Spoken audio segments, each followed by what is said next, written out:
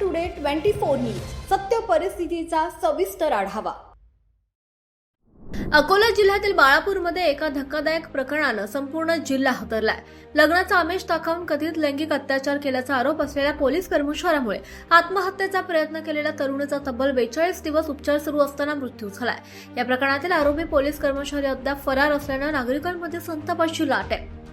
मिळालेल्या माहितीनुसार बाळापूर येथे भाड्याच्या घरात राहणारा पोलीस कर्मचारी पवन उद्धवराव वडगावे यांना घर मालकाच्या मुलीला लग्नाचा आमिष दाखवून तिच्याशी शारीरिक संबंध प्रस्थापित केल्याचा आरोप आहे। मात्र त्यानंतर लग्नास नकार दिल्यानं पीडित तरुणी नैराश्यात गेली आणि 13 जून रोजी तिने गळफास घेऊन आत्महत्येचा प्रयत्न केला।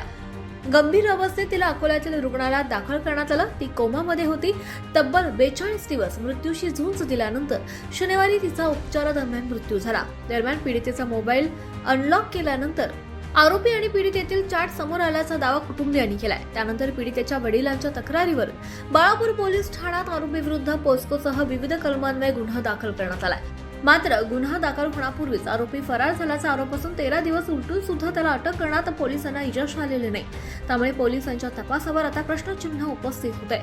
या घटनेच्या निषेधार्थ बाळापूरमध्ये नातेवाईक आणि सर्वपक्षीय नागरिकांनी ठिय्या आंदोलन करत आरोपीला तातडीने अटक करून कठोर शिक्षा देण्याची मागणी केली आहे। वरिष्ठ पोलिसांनी आरोपीच्या अटकेचे आश्वासन दिल्यानंतर आंदोलन स्थगित करण्यात आलं।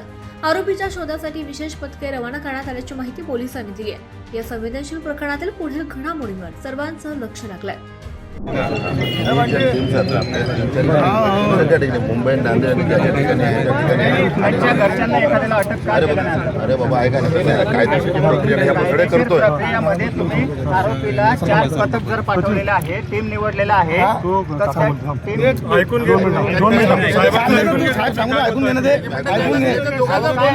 15 दिवस झाले राव आरोपीला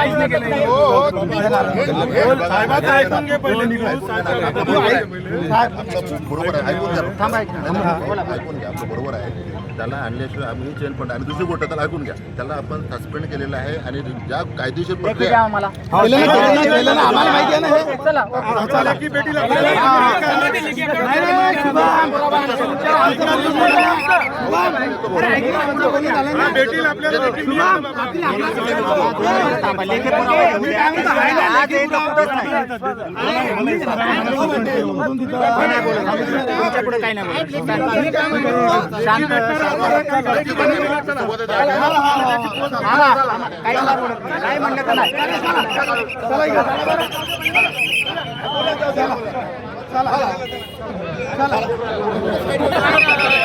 महाराष्ट्र टुडे मराठीसाठी समीर खानसह मोहम्मद एहसान, बाळापूर, अकोला।